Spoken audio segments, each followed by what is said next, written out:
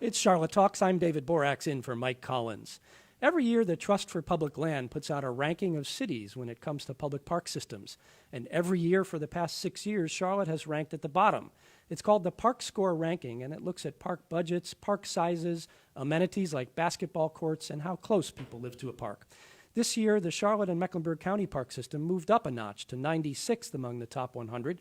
We scored well when it comes to average park size, but not so well on the percentage of residents who live within a 10-minute walk of a park, and on how much the county spends per resident. This year's survey expanded to include all of Mecklenburg County, not just the city. That was a criticism in past years. The idea is that it better reflects the full operations of the city and county park system. According to the Park Score study, only 36% of residents here live within a 10-minute walk of a park, compared to an average of 72% among the top 100 cities. Charlotte's low ranking also was the result of spending just $48 per resident on Parks and Rec, below the national average of $87.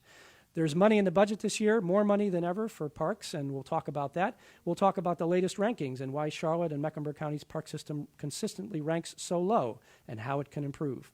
Our panelists today are in the studio. Lee Jones from Mecklenburg County Park and Recreation. He's the director. Good morning, Lee. Good morning. Heidi Pruis, chair of the Mecklenburg County Park and Recreation Commission. That's an advisory body to the Mecklenburg County Commission. Hello, Heidi. Good morning.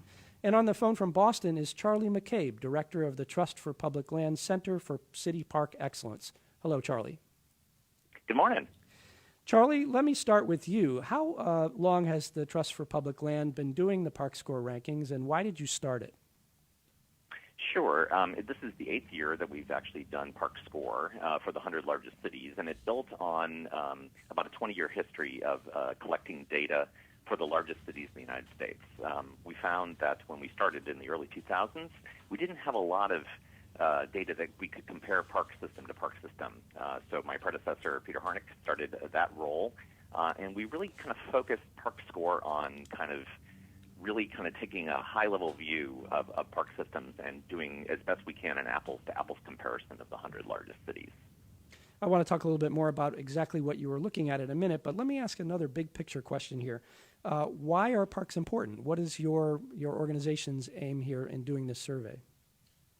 Sure. Well, I think the big thing is, more and more Americans are living in cities, and what we're finding in the 100 largest cities is that there are actually 65 million people living in those cities, and that's growing, anywhere from several hundred thousand to about 500,000 a year, which is pretty amazing. So we're seeing more and more of a concentration of folks in cities, both cities old and cities new or newer, and we're also seeing increased density. More people living in multifamily housing, more people living near commercial and big multifamily residential areas, and the need for parks is going up.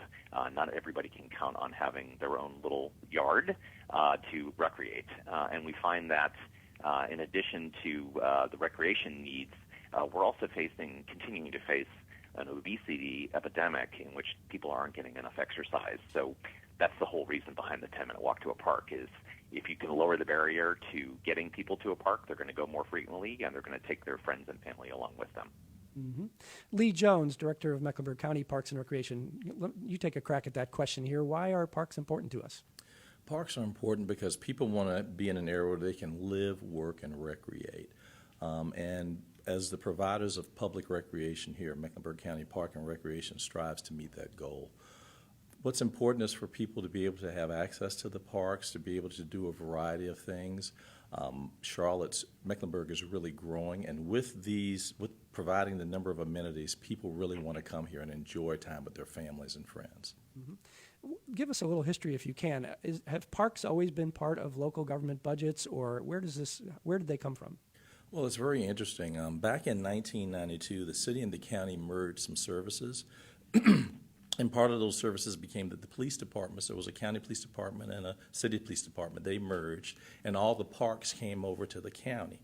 So the county had a difficult task of assimilating the parks that were within the city limits with those that were in the more rural areas of the county. But today we've been able to meet that goal by having a really diverse and integrated system in terms of the types of parks that we offer. We have 80 neighborhood parks that are from 1 to 20 acres in size. We have 38 community parks that are from 20 acres to 100 acres. We have 20 regional parks that are 100 acres or over, and we also have 26 nature preserves and 55 miles of constructed greenway that tries to tie all these things together. So our park system has evolved, and that does not include our recreation centers, gymnasiums, and special facilities. Well, I know the national and state parks here in North Carolina recently celebrated their 100th anniversary, so I know that we've had the idea of public parks for at least a century here. So, Heidi, let me ask you to answer that question about the importance of parks. Right. Well, of course, we care about our quality of life. We talk about quality of life quite a lot. Parks provide health services, of course.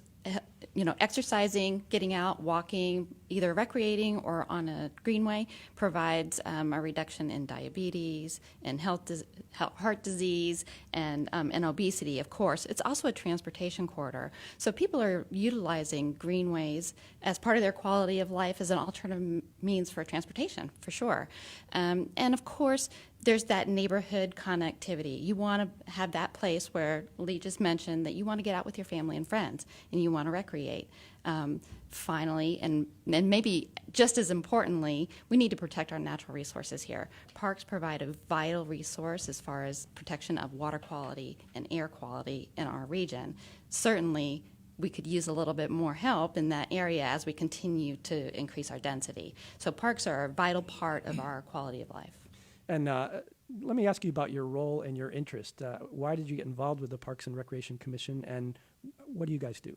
Right. The Park and Recreation Commission is a 13-member advisory board. Each of those members are appointed by our Board of County Commissioners to act as a citizen advisory body to make recommendations and to give feedback as to what's going on in the community around the issue of parks. So, of course, I'm interested because my neighbors are interested. Our neighbors talk among ourselves. Why don't we have a park within a 10-minute walk of our house? Why don't we have access to a greenway? How can we get those things? And so understanding how those things can be, park recreation amenities can be included in your neighborhood is an important thing to do. And so as the voice of that community neighbor aspect of our community, that's what Park and Recreation does.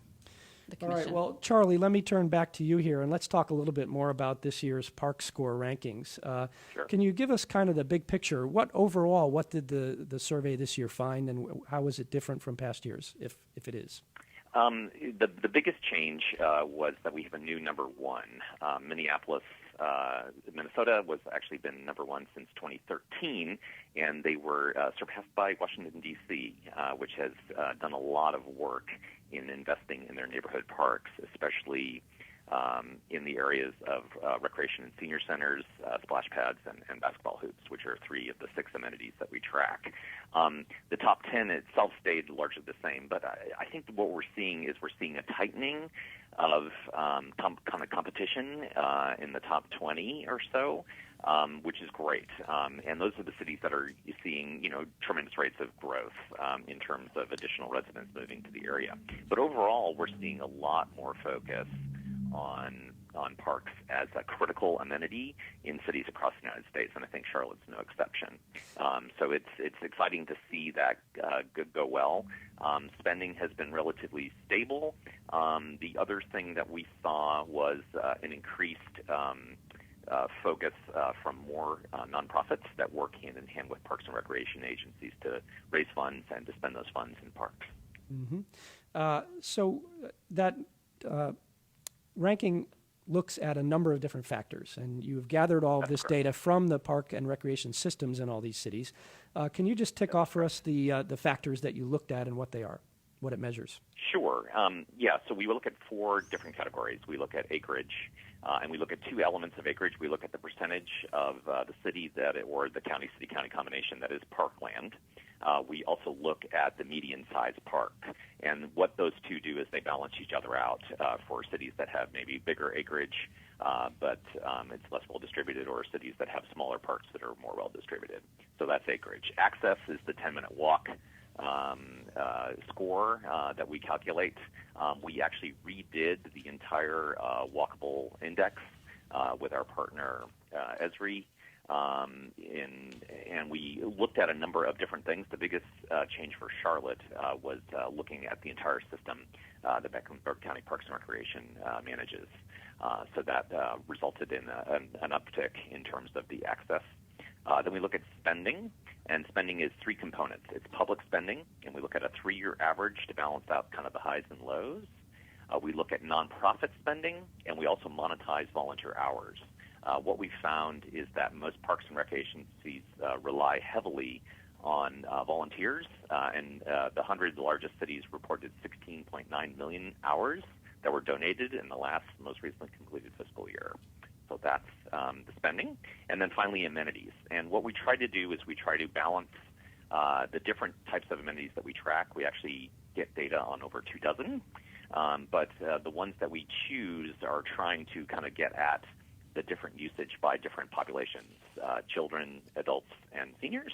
So they are basketball hoops, dog parks, playgrounds, recreation and senior centers, splash pads, and then restrooms. And those are kind of an indication of amenities that you'll find in a variety of parks, but not necessarily every park, and amenities that serve the biggest needs of the most of the population. So that's Park Score in a nutshell. And how did Charlotte Mecklenburg do on this year? Do you have those in front of you there? Sure. Yeah, absolutely. So Charlotte is up slightly this year. We had a few cities that couldn't get us data, so we ranked a total of 97 cities in total. And I think the good news is Charlotte is way up in terms of kind of median park size. It's 16.5 acres. The only city that comes close to that is Nashville, which is 16.7. In terms of percentage of the area that is parkland at 6%, the median is 9.4%. In terms of the 10-minute walk score is 36%. We mentioned it was 71%. And then in terms of spending, it's $48 per resident, which is all three of those factors combined, and the median is $90 per resident. And then amenities, there's no 100% for amenities, but the total number of points that Charlotte got was 11 out of 40, and the median is about 20. So we're continuing to see a lot of improvement, and I think the big thing that we did was we made sure that we had the latest data for kind of reflecting the entire system that Lee and his team manage for the county. That was the biggest change. Okay. So, Lee Jones, I want to ask you for your kind of reaction to what you saw in the score this year. You and I talked about this last week, and you had some thoughts about what's good about the rankings and what's not. I don't know. Give me your thoughts here. Well, we have to look at our park system a little bit differently, and I'm really glad that the Trust for Public Land took into consideration all the area that we have. We have a lot of special amenities that are not ranked here. I mean, our greenways, our athletic fields, gymnasiums, volleyball courts, tennis courts, pickleball courts, special facilities such as Ray's Splash Planet, Hornets Nest Park, Grady Cole Stadium.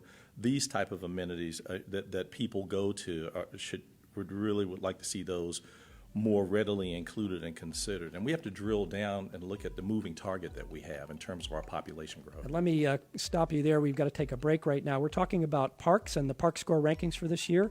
You're listening to Charlotte Talks on 90.7 WFAE.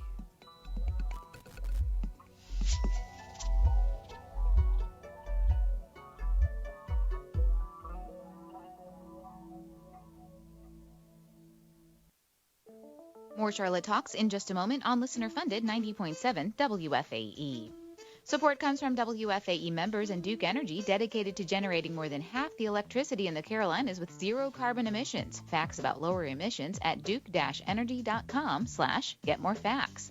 And the Carolinas Aviation Museum, offering an interactive and historical perspective of aviation heritage in North and South Carolina. Open 7 days a week near Charlotte Douglas International Airport.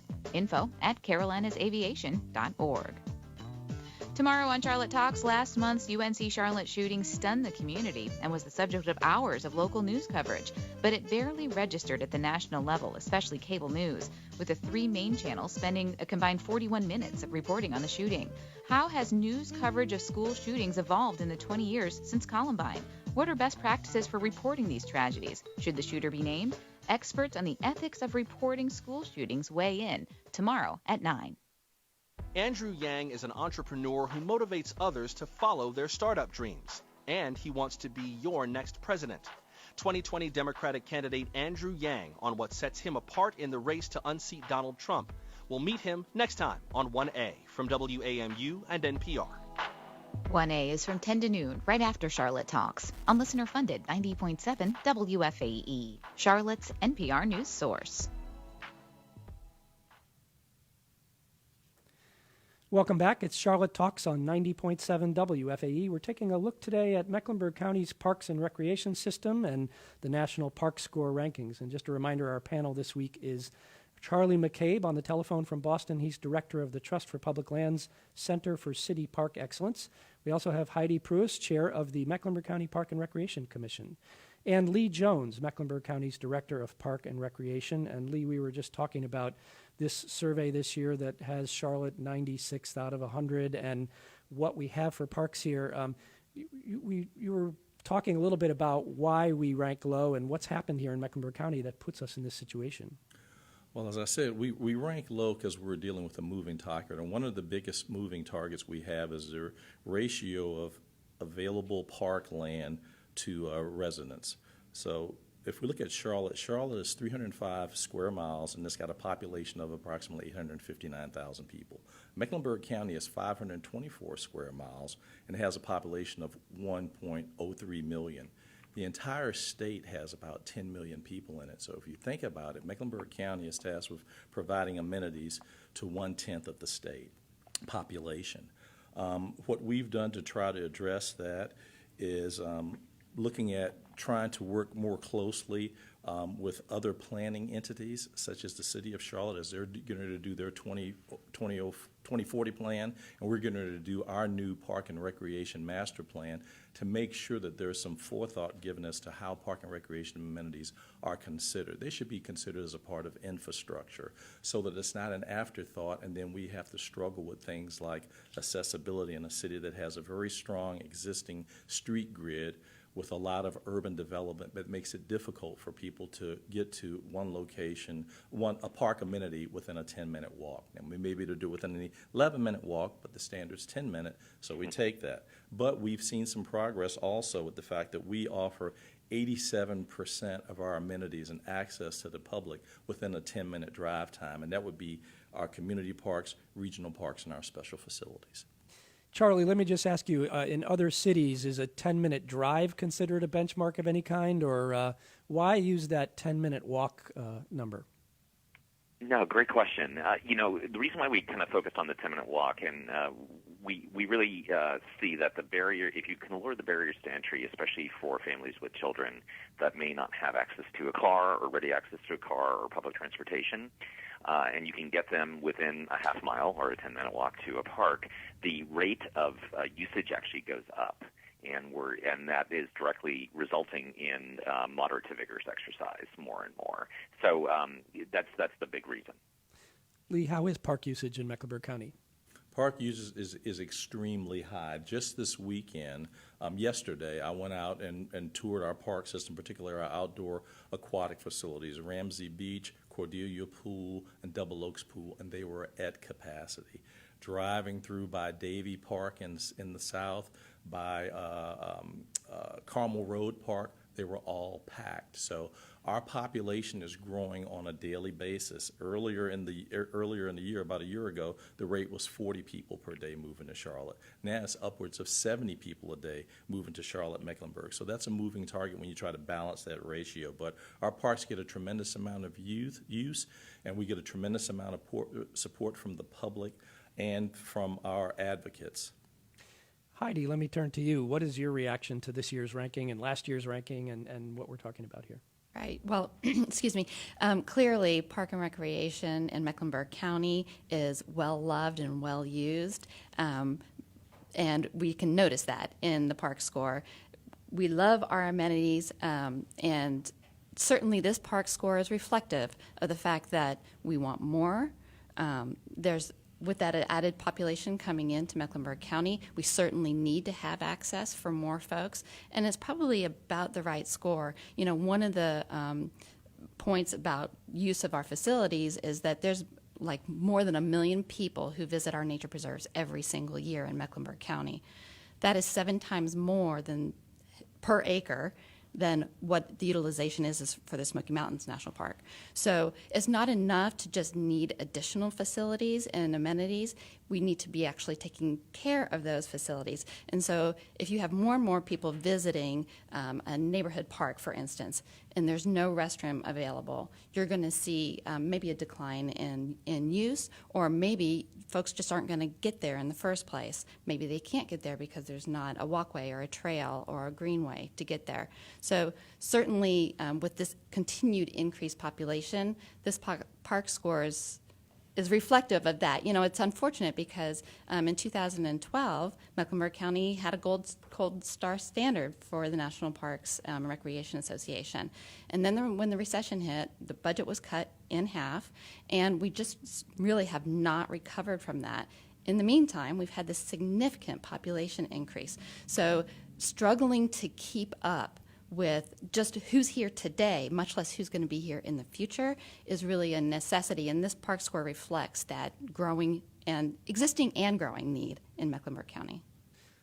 I'm going to step on the fence here. I think the score represents what is measured by the Trust for Public Land, and I give all the credence and gold to the Trust for Public Land.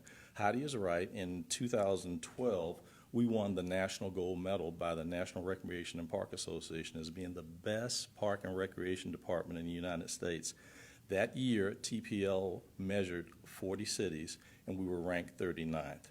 So how can we be at the bottom of the list but be the top park and recreation department in the United States? That just makes one wonder.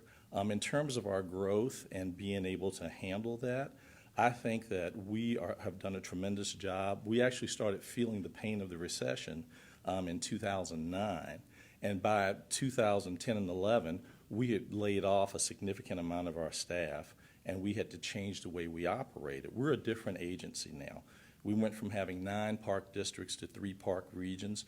We've changed, even the Park and Recreation Commission has changed the structure of their advisory councils, so we're doing more with less. However, that means we have to work harder.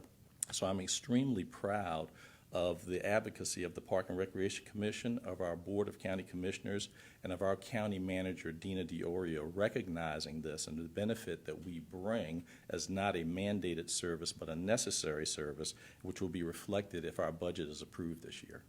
Say a little more about that mandated versus necessary. Okay, well, we're not public safety, we're not the school system, we're not the sheriff's department. So we really would not have to have a county park and recreation department in theory. It could be a state department or something along those lines, but we don't have any state parks in Mecklenburg County. We do such a good job in terms of what we operate within the 7 incorporated municipalities, including Charlotte, to provide these recreation amenities. So we have so much support from our board that this will continue, and we will continue to grow and do better, as even this small step in terms of what is measured by the TPL has shown some increase. And given the factors that I've talked about that we're dealing with, I think we're doing a fantastic job. Charlie McCabe at the Trust for Public Land. Lee has been talking here about how they view the whole ranking system. What do you guys hope that this survey will be used for, and how do you work with the cities and towns? Sure, great question. I think the big thing we want to see is increase in parks advocacy, which translates into more park funding. And I think what you've seen in Charlotte and Mecklenburg County is a real push on that in the last year, which is great.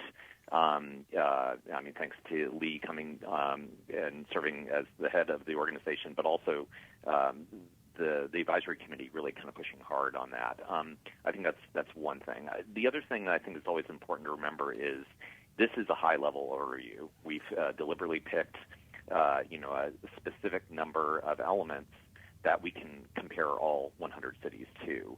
Most park planning and most park funding happens at a very, very local level, and that's critical because you want to make sure, I think like Lee was mentioning, that you match the need that you have in the specific communities where you're building or improving a park to the needs of the residences that are there. And what we can show are high-level trends and challenges and issues. But at the end of the day, this is a local service delivered and enjoyed locally, which is really an important distinction to remember. So one of the factors that you looked at was park access, and that's the locations of the parks. Lee mentioned that this county has doubled in size, over the past 20 Right. years or so, and the population growth is something the county has had to keep up with in so many ways. But along with the report that you put out, there was a map, and it showed the locations of parks, and Right. it was a heat map. There were some areas that were red and orange, which means that they have needs for parks in those areas. There were also 5 or 6 dots on the map that were recommended park locations. Can you talk about what you are going for there with those recommendations and exactly what you're... Sure. Yeah, so we basically look at demographics at a very high level. So we look at 4 different demographics. We look at density, we look at ethnicity, we look at income, and we look at age. And we try to kind of factor those into where we see there's access to a park and where there's not. Those dots on the map, we call those optimized points. It's a very high level, flying over in an airplane kind of view of it. On the ground, it may not be, accurate, and it might be within a square mile or a couple square miles. We do a lot of work with a number of cities to locate parks in areas of need, and that really is part of a community engagement kind of effort that most parks and recreation organizations tackle when they're actually looking for parks or where to put parks or where to improve facilities in parks.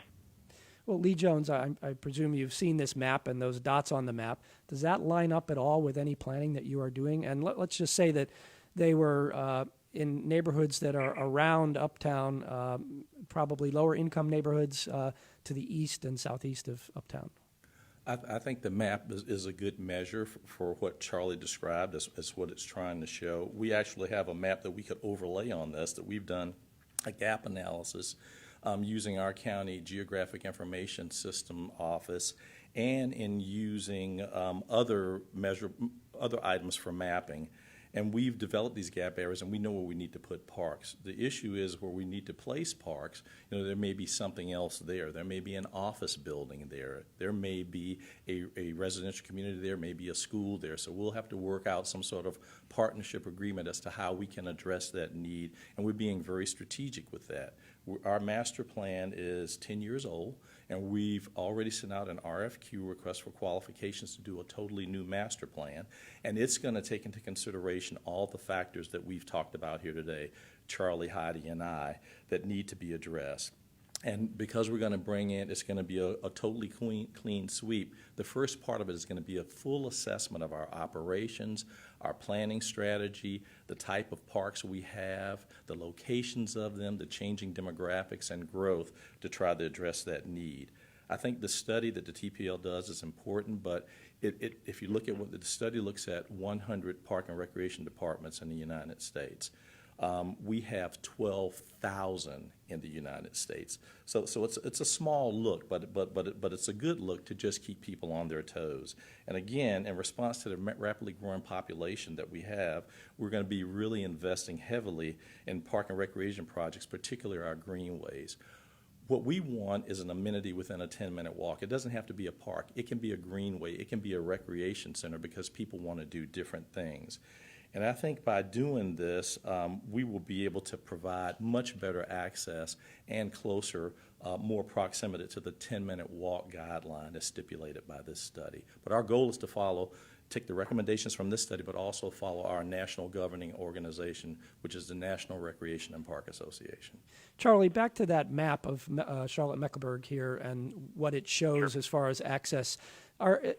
Can we learn anything from that map about are there areas that are in need of parks more than others? Are there, is it socioeconomic? How can we read that map?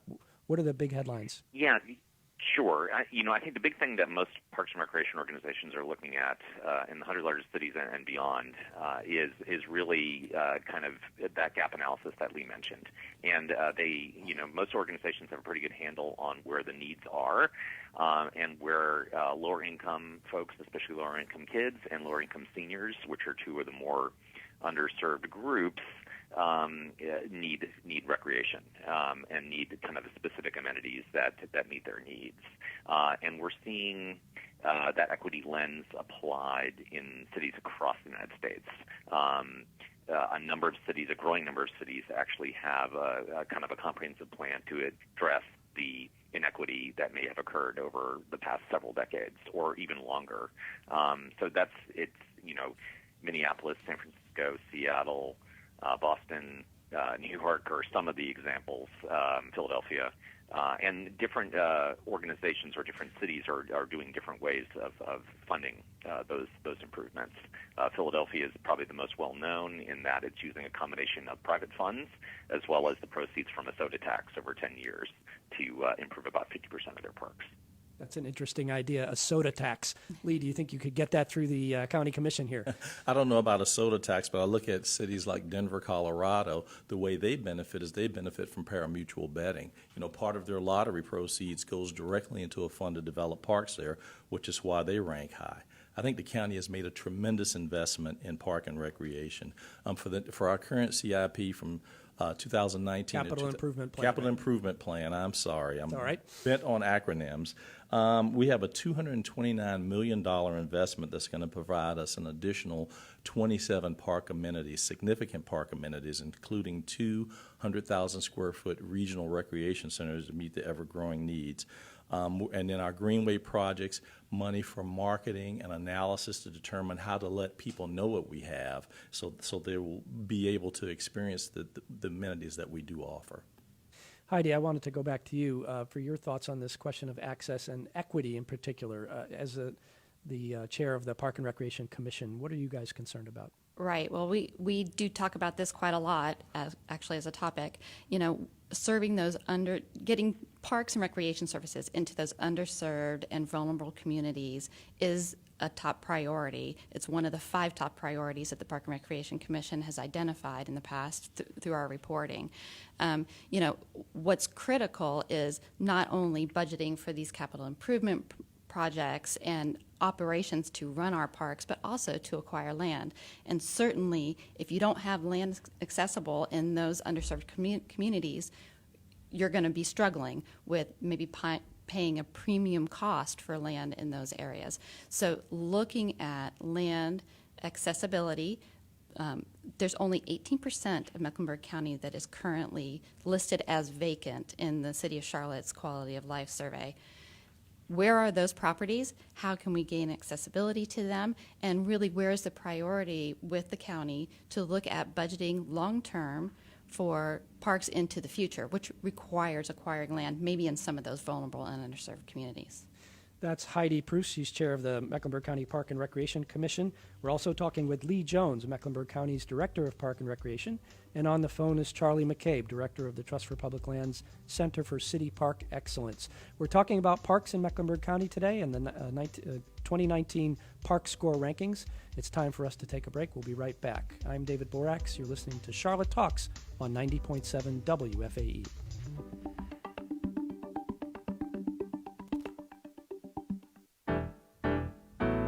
Charlotte Talks continues in just a moment on 90.7 WFAE. Our support comes from WFAE members in Aldersgate, 231 acres of senior living in the heart of Charlotte, featuring cottage homes, apartments, and villas. Details at aldersgateccrc.com. And WTVI PBS Charlotte presenting the Bloomy Awards, recognizing excellence in high school musical theater, tonight at 8 on WTVI PBS Charlotte. Coming up on 1A, it began with a 1976 stump speech. Then presidential candidate Ronald Reagan began sharing an anecdote on the campaign trail about a nameless woman from Chicago who allegedly abused government assistance programs to fund a lavish lifestyle. But that description of Linda Taylor was just the tip of the iceberg. Joshua Johnson talks to the author of a new book about Linda Taylor, The Queen, The Forgotten Life Behind an American Myth. That's coming up at 10 o'clock on 1A here on 90.7 WFAE. It's your world. We help you explore it. May was under pressure to step down after her plans for Brexit. Britain's planned separation from the European Union failed several times. It's your community. We help you understand it. Breaking CMS up into smaller districts is not a new concept, but it's also one Dashu thinks is unrealistic. WFAE's Morning Edition is an essential way to start your day and stay connected to your world. Listen weekday mornings from 5 to 9 on 90.7 WFAE. This is Charlotte Talks on 90.7 WFAE. Today we're taking a look at Mecklenburg County's park and recreation system. I'm David Boraks, sitting in for Mike Collins. Just a reminder, our panel this week is Lee Jones, Mecklenburg County's Park and Recreation Director, Heidi Preuss, Chair of the Mecklenburg County Park and Recreation Commission, and Charlie McCabe, Director of the Trust for Public Lands Center for City Park Excellence. Charlie, I want to go back to you. One of the things that you've all mentioned this morning is greenways, and I think that's something that is becoming popular in cities across the country. What does your survey find about greenways, and why is that an imperative? Greenways is actually a big growth area. We're still trying to get an accurate assessment from all 100 cities. It's a little challenging in terms of how different folks count trail systems, but I think Mecklenburg County is following the lead of some historic greenway systems. Raleigh would be a great example. Lincoln, Nebraska would be another great example that have had several hundred miles of trails for years and are working on expanding them. I think the more notable ones that to look at are a city like Houston, Texas, which with the nonprofit Houston Parks Board is spending a little less than $200 million over 10 years to develop 150 miles of hike and bike trails in a way to kind of knit together portions of the city for a lot of the reasons that both Lee and Heidi have mentioned before. Everything from alternative transportation to getting folks from neighborhoods to schools, neighborhoods to parks, and beyond. So we're seeing a lot of investment in that space, and I think we'll continue to see an acceleration there. Heidi, a minute ago, was talking about the cost of land and the importance of acquiring land to make sure you have parks in the future. How big an issue is this for cities across the country? Is this just like here in Charlotte, where the land is dwindling and getting more expensive? It's a big issue, and I think cities are getting more creative in looking at ways to fund improvements or to share improvements. I'll give you two examples. One of the ones that we've seen in Dallas especially is that they've actually got a joint use agreement with the local power company to actually use their rights-of-way where their high-tension wires are to actually thread trails through the city. And this has resulted in about 15 miles of trails being built in the last few years. They've been kind of aided and abetted by a bond fund that was passed in November of 2017 to help kind of drive this. But that's a great example where they have a growing system. They're doing marketing, like we mentioned. They're really kind of pushing the envelope. The other thing that we're seeing that's a good one, a good focus, is joint use agreements with schools. Oddly enough, school districts have their own lands that have things like playgrounds and basketball hoops and playing fields, but they aren't necessarily open and available for folks to use after school hours and on weekends. And we've seen about a third of the total cities, the 100 largest cities, actually create joint use agreements with one or more school sites or school districts to actually add capability there. Dallas added 32 schools in kind of like a pilot phase in the last year, and that boosted their 10-minute walk score several points just with that kind of stroke of a pen. Let me ask. What it also allows. Go ahead. Sure, go ahead, please. I was just saying, let me ask Lee Jones to talk a little bit about how that kind of partnership works with Mecklenburg County Parks. That's a great partnership. We have over 20 joint use agreements with CMS, and we're getting more. We've built recreation centers. We've built parks on land that's owned by CMS or that's owned by the county that we've deeded to CMS. And it's part of our paradigm because we have the Citizens Capital Budget Advisory Committee that advises on budget proposals for different departments. And one of the things that they stipulate, the CCBAC stipulates, is that Park and Recreation, CMS, and libraries have to use joint use to get the biggest bang for the buck for facilities. Can you give us an example of a facility where how this works? Okay, let's look at Berwick Elementary School. That's off of Dixie River Road. We have an elementary school there. They were going to put a cafeteria inside. The county invested an additional $1.5 million to turn that into a full-fledged recreation center that we operate from 3 o'clock forward to be able to run programs there. We've also built a park there and have a master plan to continue that park. The first phase included 2 baseball fields with soccer field overlays, a shelter, picnic area, and playground, a separate playground from the school so that parents can bring their kids there during the school day and not interfere with operations at the school. We've also found a way that we can increase our park score by working with CMS to deed off anywhere from 1.5 to 3.5 acres at certain schools, and we've identified 10 of those that will increase our access by serving anywhere from 500 to 2,500 residents at these different sites that we know is going to help us in terms of meeting the goal of quick accessibility. It sounds like the park score is inspiring some creativity here on meeting this need. Absolutely. And again, with our trail system, we have 250 miles of trails. That includes bike trails and unpaved trails, but we have close to 60 miles of greenway on the ground and more planned. Mm-hmm. Well, I want to turn our attention now to the Mecklenburg County budget for this coming year. The 2020 fiscal year starts July 1st. This year's budget has $51 million in it, and Lee, you told me that's a 33% increase. What are we getting in this budget that we haven't had, and why the big increase this year? Well, what we're getting this year is we're getting additional funding for ongoing maintenance. We have what we call deferred maintenance now that's usually in the form of about 4.7 million a year. This year's proposal, we get an additional $3.9 million because we've done so well with applying that money appropriately to upgrade our facilities to meet the growing needs of the public. We get an approximately 40 new positions in areas of maintenance, and particularly in areas of land acquisition and park planning and greenway development to expedite that. We're addressing security issues that have been raised by the public and by our staff in terms of feeling safe at work.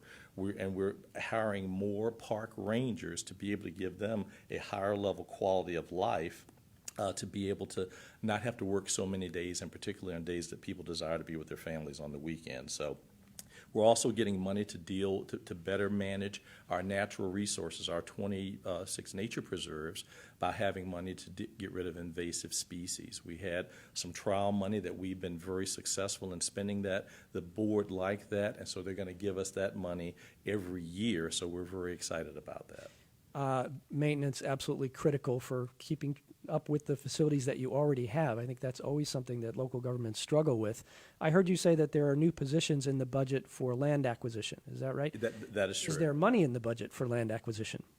Currently, we get $6.6 million a year, and over the past 7 years, we spent over $60 million. So we've gone above our allocation to spend that. Now, some of those have been large purchases, but there's a big push to get additional money in the budget for that, and we hope it comes through.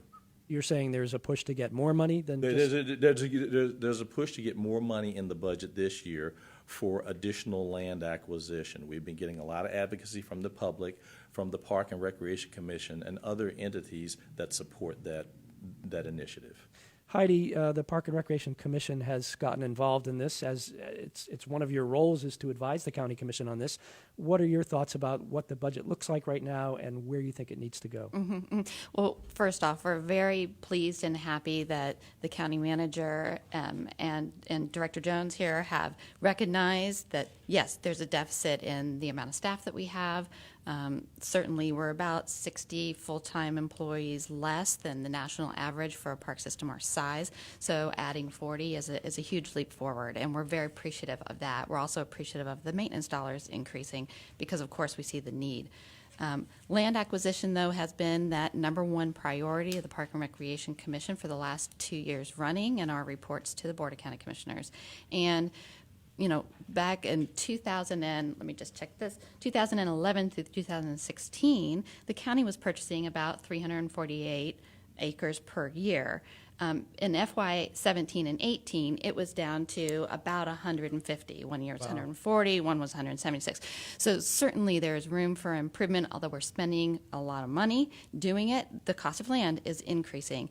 And we know that in order to meet our needs for the future, certainly we're going to need a long-term projection. If we're going to get the acres per person, we're down about 8,000 acres or so for a county our size for our Park and Recreation Commission, Park and Recreation system for our community. So if it's $8,000 and we want to go with today's rate, it might cost us $1 billion to catch up to where we need to be for into the future for our population growth if we're expecting another 500,000 people to move here by 2027. So if that's the case, then land acquisition and land identification of land, maybe through these collaborative agreements, maybe through outright purchase for the county, is certainly a priority that we would like to see increase in the budget. The $6.6 million is, quite frankly, not going to get us to where we need to be. Lee, it seems to me like we're under the gun here. There's a clock ticking. Land in Mecklenburg County, last time I checked, was not going down in value, and the amount I think you mentioned before, we have only about 16 or 18% of vacant land in the county. There needs to be a sense of urgency here, doesn't there? And how are you guys addressing that? Well, the clock that you're talking about ticking, I see it as kind of a broken stopwatch. Sometimes it goes really fast, sometimes it goes really slow, and that I'm talking about is with the economy. About every 10, 12 years, we get what I will call a correction, and it slows down, and then the price of everything goes down. Labor becomes more available, but the price of property goes down. Right now, it is a seller's market. And so the county's guideline in buying land is paying appraised value. We get people that wants to pay highest and best use value. So we're buying land for a park. They see a 20-story high-rise. I can get a lot more money. I'm not going to sell it to you. So we have to continue to be strategic, and we have to utilize the funding that we have available. But if we want to buy a lot of land when the economy is the way it is now, it's going to cost us more money. Mm-hmm. Heidi, one of the things that your group has been concerned about is in 2008, the voters in Mecklenburg County approved bonds to do a bunch of park projects, many of which have not been done yet. That's true. Are we going to get there? Well, the five-year capital plan that goes through 2023 does address many of those projects, those old 2008 bond projects that have not yet been created. There are about 6 projects, though, that are scheduled out for 2024 and beyond as far as completion goes. Most of those, I think, are all being started by 2023, but they are not. Can you tell us what some of those are? There are 3 different Greenway projects, and then there are 3 different park projects, recreation center upgrades, and that sort of thing. So, for instance, Mallard Creek Recreation Center is one of our most popular recreation centers. It's always overbooked. Every single camp, every single class is full. They have 50 seniors in fitness class every morning out there, and so this facility is busting at the seams and due for an improvement and upgrade. That it was in the 2008 bond, so that was 15 years ago if you get to 2023, and they are not scheduled for the completion of that project until 2024 or some year after that. So these are projects that our community raised their voice and said, yes, please spend bond dollars to complete these projects. And 15 years later, we're still waiting for many of them to get approved. We recognize the recession happened, but those are projects that certainly we want to complete because we know we've got a new master plan coming on the way. There are going to be new projects that are identified through that master plan that the community is going to be eager to have. And so we are at a point in time where we can afford to address some of those outstanding projects, and we should be taking that opportunity to do that. Lee Jones.